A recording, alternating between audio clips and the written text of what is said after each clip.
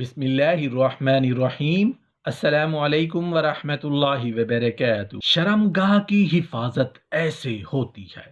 فقیہ ابو اللیث رحمۃ اللہ علیہ حکایت کرتے ہیں کہ بنی اسرائیل میں ایک عابد شخص تھا جو بہت ہی حسین و جمیل تھا۔ اپنے ہاتھوں سے زنبیل بناتا اور اسے فروخت کر کے بسر اوقات کرتا تھا۔ ایک دن بادشاہ کے دروازے پر سے گزرا۔ بادشاہ کی بیوی کی خادمہ نے دیکھ کر ملکہ کو بتایا کہ باہر ایک بہت ہی خوبصورت آدمی ہے جو زنبیل بیچتا ہے۔ ملکہ نے حکم دیا کہ میرے پاس لے آؤ۔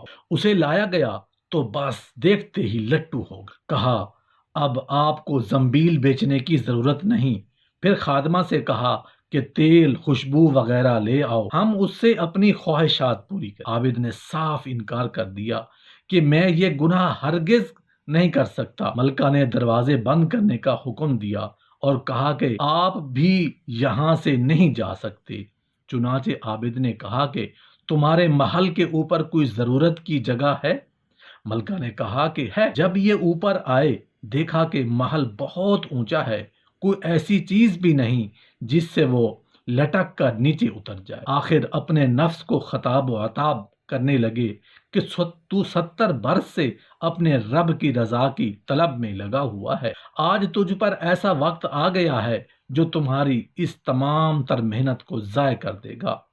پھر اپنے نفس سے کہنے لگا کہ اگر تو نے یہ گناہ کیا، واللہ تجھ سے بڑا خائن بھی کوئی نہیں ہوگا۔ نبی کریم صلی اللہ علیہ وآلہ وسلم نے فرمایا کہ اس کے بعد جب اس نے بلندی کو کود جانے کا تہیہ کر لیا تو اللہ رب العزت نے حضرت جبرائیل علیہ السلام کو ندا دی کہ جاؤ، میرا بندہ معصیت اور میری ناراضگی سے بچنے کے لیے جان کی بازی لگا رہا ہے، جاؤ اپنے پروں سے اس کو تھام لو اور اسے ذرا برابر تکلیف نہ ہونی چاہیے۔ چنانچہ جبرائیل علیہ السلام نے اپنا پر پھیلایا، اسے پکڑ کر یوں زمین پر رکھا جیسے ایک مہربان باپ اپنے بیٹے کو رکھتا۔ فرمایا عابد سیدھا کھڑا سیدھا گھر چلا گیا، زنبیلیں وہیں رہ گئیں۔ بیوی نے پوچھا کہ زنبیلوں کی قیمت کہاں؟ کہنے لگا آج تو ان کا کچھ نہیں ملا۔ بیوی نے کہا افطاری کس چیز سے کریں گے؟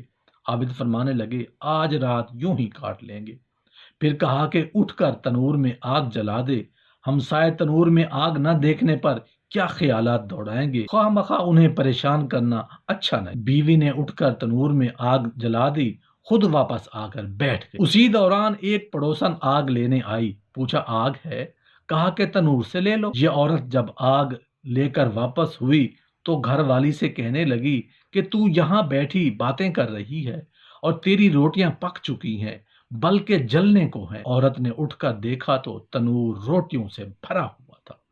عورت نے انہیں برتن میں رکھا اور خاوند کے پاس آئی اور کہنے لگی کہ تیرے ساتھ اللہ تعالیٰ کا یہ معاملہ تیرے بلند درجات ہی کی وجہ سے ہو سکتا ہے، لہٰذا تو اللہ تعالیٰ سے دعا کر کے ہماری باقی عمر خوشحالی میں گزرے۔ عابد نے کہا کہ اسی حال پر صبر اچھا، مگر عورت کا اصرار بڑھتا گیا۔ چنانچہ آدھی رات کو اٹھ کر نماز پڑھی اور اللہ رب العزت سے دعا مانگنے لگا کہ اے اللہ، میری بیوی کا اصرار اور تقاضا یہ ہے کہ اس کی باقی عمر خوشحالی اور فراخی میں گزرے۔ اتنے میں چھت پھٹ گئی، یاقوت اور موتیوں سے بھری تشتری نیچے آئی جس سے گھر جگمگا اٹھا۔ عابد نے بیوی سے کہا کہ اٹھ کر جو کچھ مانگتی ہے وہ سنبھال لے۔ عورت نے کہا جلدی نہ کر، بلکہ اس مقصد کے لیے تو نے نہ ہی جگاتا تو اچھا ہوتا کہ میں خواب دیکھ رہی تھی، سونے کی بہت سی کرسیاں بچھی ہوئی ہیں جو یاقوت اور زبرجد کی وغیرہ سے مرصع ہیں،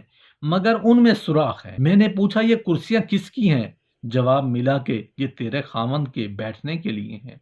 میں نے پوچھا یہ سوراخ کیا ہے؟ جواب ملا یہ وہی نقص اور کمی ہے جو دنیا کی جلد بازی کی وجہ سے واقع ہوئی ہے۔ بیوی نے شوہر سے کہا کہ میں ایسی چیز کی خواہش نہیں رکھتی جس سے تیری نشست گاہ میں نقص پیدا ہو، لہٰذا اپنے رب سے اسے واپس کرنے کی دعا کر لو۔ عابد نے دعا مانگی اور تشتری واپس ہو گئی۔ حاصل واقعہ یہ کہ یقیناً جو لوگ اللہ رب العزت کی محبت میں گناہ سے بچنے کے لیے جان کی بازی لگا کر پاک دامنی کو اختیار کرے گا تو اللہ رب العزت کی ذات بھی بڑی قدردان ہے۔